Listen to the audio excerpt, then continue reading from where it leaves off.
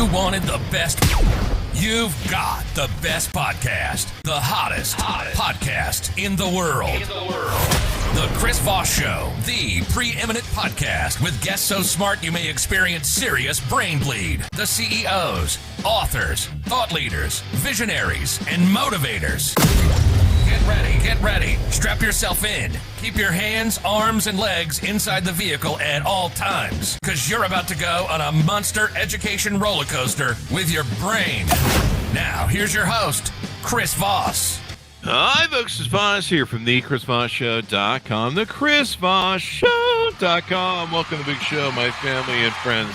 As always, bringing you the wonderful, most smartest people, the greatest guests on the planet, all the latest hot people, the billionaires, the CEOs, the hottest newsmakers, the new authors coming on the show all the time to share with us their thoughts and minds to make you smarter and better as well, because I need all the help I can get, and some of you do too, but most of you are pretty good.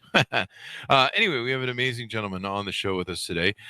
We have Tyler Helm with us today, and he does some amazing things in the field of exercise and mindset and nutrition, et cetera, et cetera. He's even coming to us from the great outdoors. He's out in the wilderness right now on video. So if you're watching, you may hear some of the background of, I don't know, birds, trees, bears eating him, things of that nature. You know, anything can happen out in wild nature. I mean, that's always what I tell the judge whenever I have to report to him.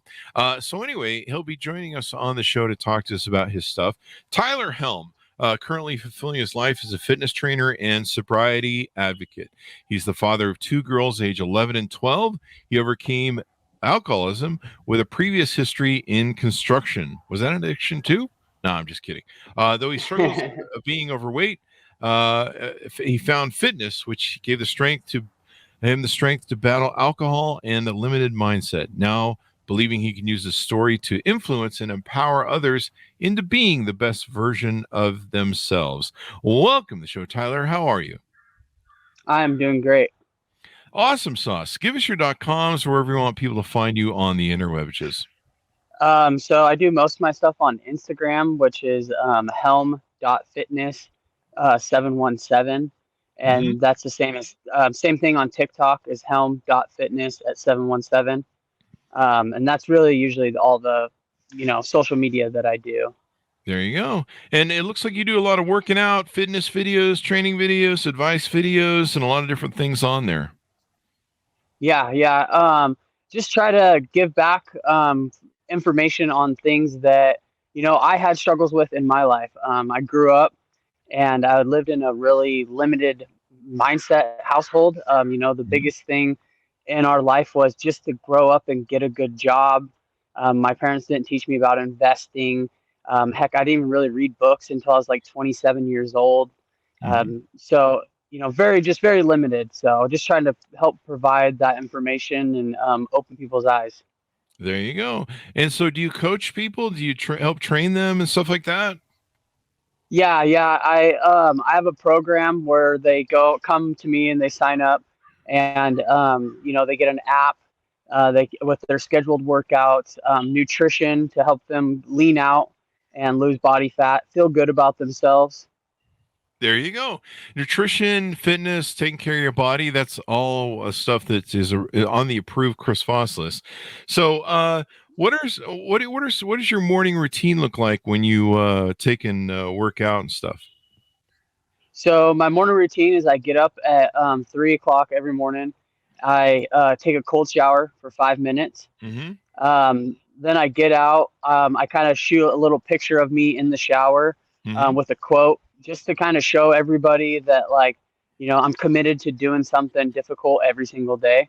And after that, I do gratitude. I don't really have a timeline on my gratitude. I just kind of started off with every day and every way I'm getting better and better.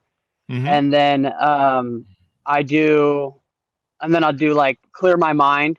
I'll kind of anything that is, is going through my head. And sometimes it's, I sit there and then sometimes, I write a whole page out, and then it's 5 things that I want. And then after that, I'll usually do like some push-ups, or something like that. There you go. And so it sounds like, you went through kind of a journey. You got overweight. I can see that you got some loose skin from working out. So you're kind of maybe overweight at one time, like I am. And when you lose that weight fast, sometimes you get that hanging skin. Tell us about that and how you overcame alcoholism. So it started out really like in high school, just hanging out with friends and stuff like that. And it kind of escalated, got into heavier stuff than alcohol. Once I hit about 17, I was working at Taco Time and I got this paycheck, and I had worked that summer for like hours and hours and hours. And I just had this huge, like, it's going to be a huge check. Got it. And I was like, okay, cannot be the rest of my life. And I think it was like $300 or something like that. And school wasn't working out for me. So I decided to get my stuff together. I seen my friends were everyone was kind of going down a harder path than drinking. Went to Job Corps, and I kind of got clean of everything, stayed away from it for a long time. Met my girlfriend. We've been together for 13 years. She's my wife. Wow. We're not married. And we had 2 kids, like right off the bat. We were 17 and 18 years old, back to back. And I just took care of them, and that was my life for a long time. And so I just didn't really get out because they were babies. I just worked. I thought that's just what I was supposed to do, is just work and come home. Yeah. And, I went from like 150 pounds to about 220. Oh, and wow. I started like getting into 4-wheeling and stuff like that. And that's when I started losing some weight. And I was like, oh, wow, this feels good. And I wasn't even exercising. I was just working on my vehicle and stuff like that. And, 4-wheeling comes drinking beers and stuff like that when you're out on the trail or in the sand dunes. And so, it just kind of escalated from there. And eventually it got to the point where it's like, okay, on the weekends, and then it's like, okay, I'm stressed about work, or, I felt like I had more potential in life. And then it kind of just escalated, that I used it for stress. I used it for having fun. I used it for social events, for everything. Yeah, that's what usually happens. You start using it. Seems fun at first, and then after a while, it takes its toll on your body, huh? Yeah, no, absolutely. My, right when I was going through the period where I knew I needed to quit, I thought I was having like a mental issue. I was like going to work every morning, and I wouldn't be around all the guys I'm working with, and I would like be crying, and wow. I just didn't know what was going on with me. I felt like my nerves were just crawling, and it really was just my body was saying like, you're meant for more, and you need to quit doing this. Ah, there you go. Yeah. Your body's saying, hey, enough with this. This isn't the way you want to live the rest of your life, right? Yeah, absolutely. Definitely. So how do you start working out and feeling better? How do you get into a point where you're coaching people, training them, and helping them get fitness minded? So I kind of like a year before I started all this, I was into fitness, and I knew I wanted something with more meaning other than just going to a construction job. Mm-hmm. But I didn't necessarily feel like I was capable because of the schooling part of it, the learning part of it. I hadn't been doing it long enough. And after about a year, I was drinking and I was working out, and I would literally count. I would have, say I had 2,500 calories for working out for that day for my macros. Yeah. I would subtract 700 to 800 calories because I knew I was going to drink beers at the end of the night. Yeah, that's funny. And then after that, it kind of went through that point, and it was like, okay, I knew like I was getting to a point in my fitness. I was like, I'm not going to be able to progress anymore unless I quit drinking. Also, I knew I needed to do something more than just drink all the time. So it helped motivate me to give it up. When I was going through my rough patch, I found a video of Wes Watson, and his video said it was with Brad Lee, and his podcasting on it. He said, create the man you desire and give him to the world. Oh. And I had been like, I'd already been trying to kind of like search for success and happiness, and not even really happiness, but fulfillment.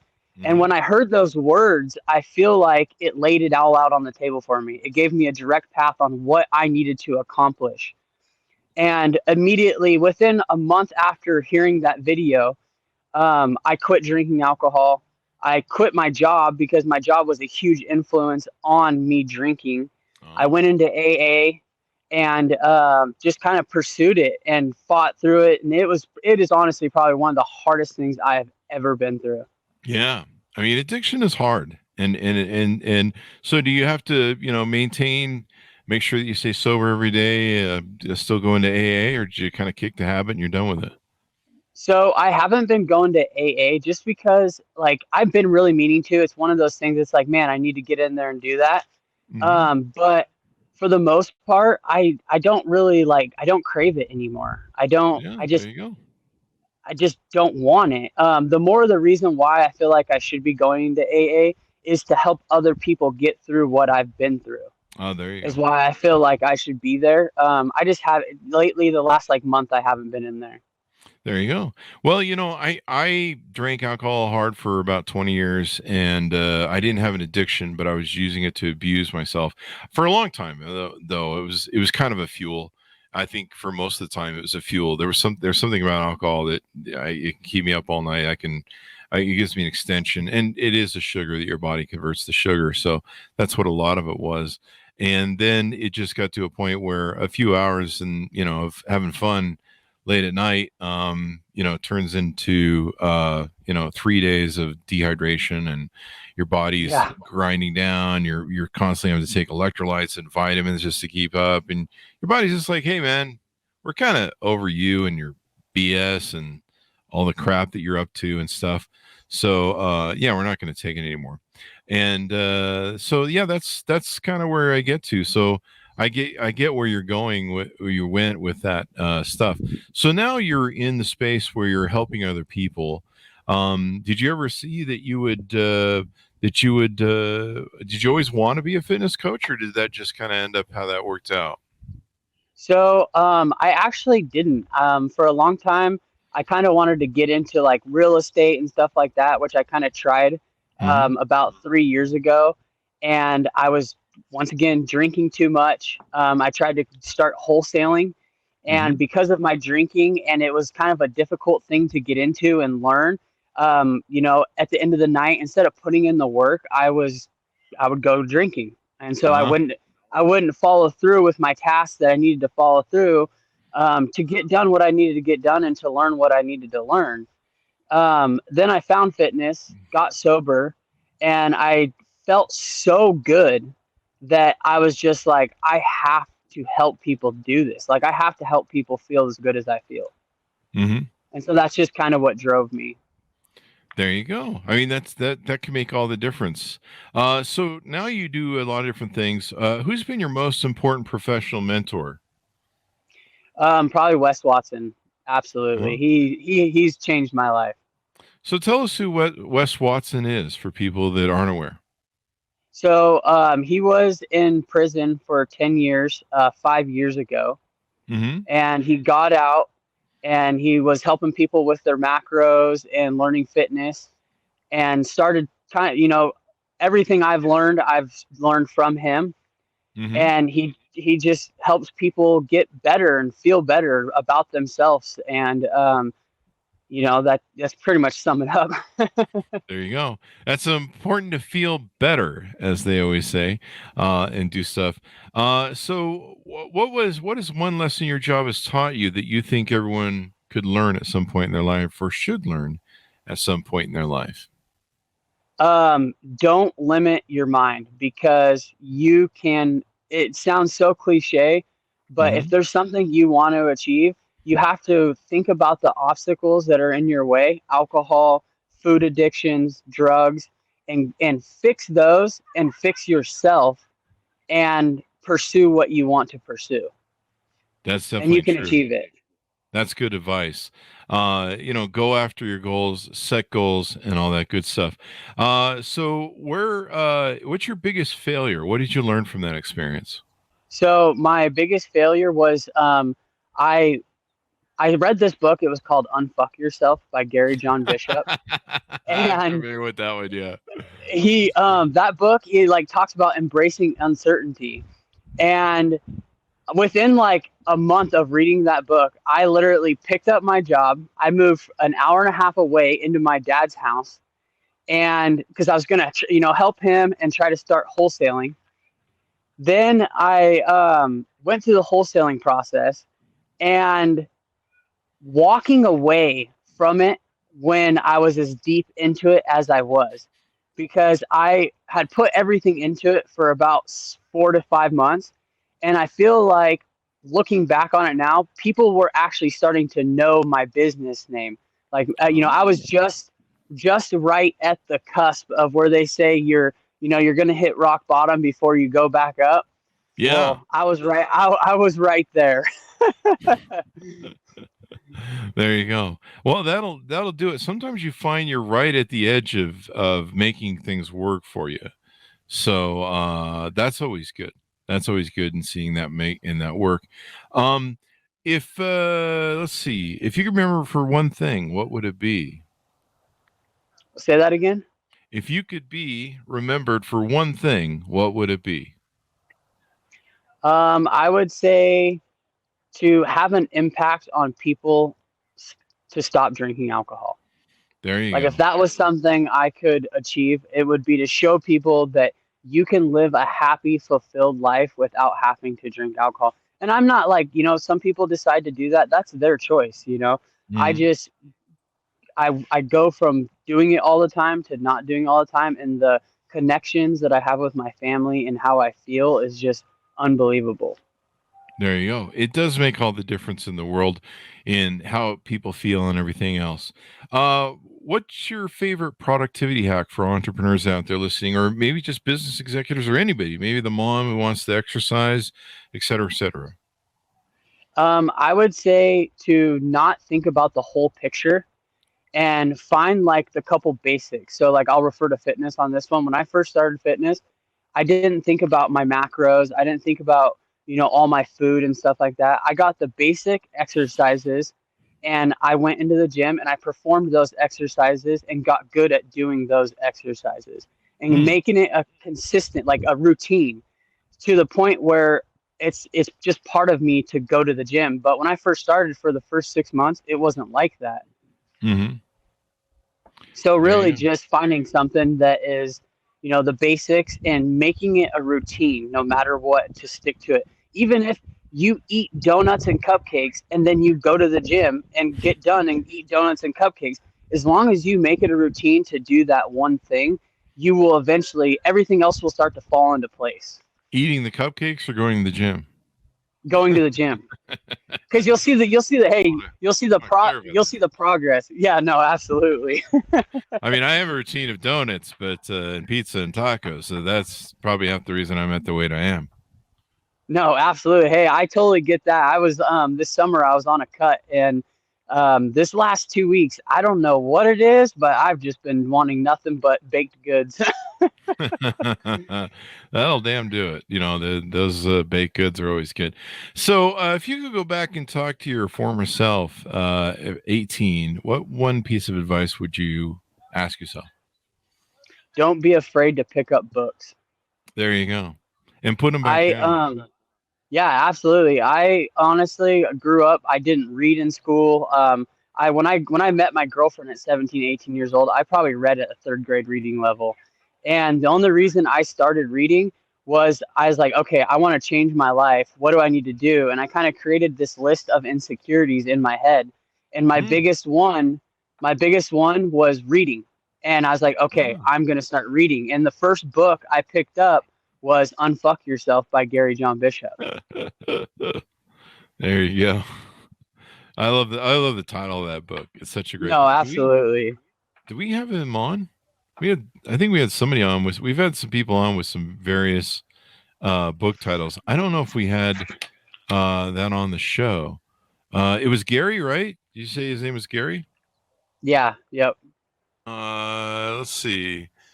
It seems like we might have had him on the show. No, we had somebody who wrote a book called Wises, Fuck, It was Gary John Bishop. Yeah, right. Gary Bishop, right? Yeah. Yep. Yep. We had him on the show November 9th in 2020. Oh, wow. That's awesome. It was for his book, Wise as basically fuck. Simple Truths to Guide You Through the Shitstorms of Life by Gary John Bishop. It was fun to talk to him. I remember that show now. It's coming back to me. It's kind of funny how the shows, they started to come back to me and all that good stuff. So, yeah, good stuff. People should check out that episode. You should check out that episode. It was great to talk to him, and he was wonderful. So as we round out the show, what more do people need to know about who you are, what you do, and give us your final pitch so people can know how to work with you and reach out to you. So, you can find me on Instagram at Helm Fitness 717. Realistically, I'm just here to, help people learn that they can live a happier life without alcohol. Mm-hmm. And, the foundation of that is just through fitness. It's really not a fitness journey. It's a life journey and just becoming a better person. You won't feel as good and you won't feel as good as a person until you feel good in yourself. That's very true. That's very true. It makes all the difference in how you feel about yourself and everything else. So give us your .com. Where do you want people to find you on the interwebs? So Helm, like I said, on Instagram, Helm, or Helm Fitness, 717. I do TikTok, which is Helm, Fitness 717. Mm-hmm. And then, YouTube, I'm just kind of getting that started out, and that is, THelm_717. There you go. There you go. Well, this has been really insightful, and I love how you're shooting this out in the great outdoors. And You're out there, you're living their truth. You're out there, you're not just sitting on your couch eating donuts telling everybody how to, you should do more fitness. You're out there in the wilderness getting the oxygen and the fresh air and your vitamin D and actually exercising. So that's really cool. Yeah, definitely. There you go. Well, thank you very much, Tyler, for coming on. We really appreciate it. Yeah, this was a really awesome experience. Thank you. There you go, and check out that one gentleman on our show, the guy, the wild, I forget his name, Gary John Bishop. Hey, his book changed my life. It started the transition into personal development. There you go. Well, hopefully we can get some more people to watch that episode. Go back and watch that episode and check it out as well. So thank you, sir, so much, Tyler, for coming on the show. Thanks to my audience for tuning in. Go to goodreads.com/Chris Voss, LinkedIn.com/Chris Voss, YouTube.com/Chris Voss, and TikTok at Chris Voss 1. Thanks for tuning in. Be good to each other. Stay safe, and we'll see you guys next time. And that should have a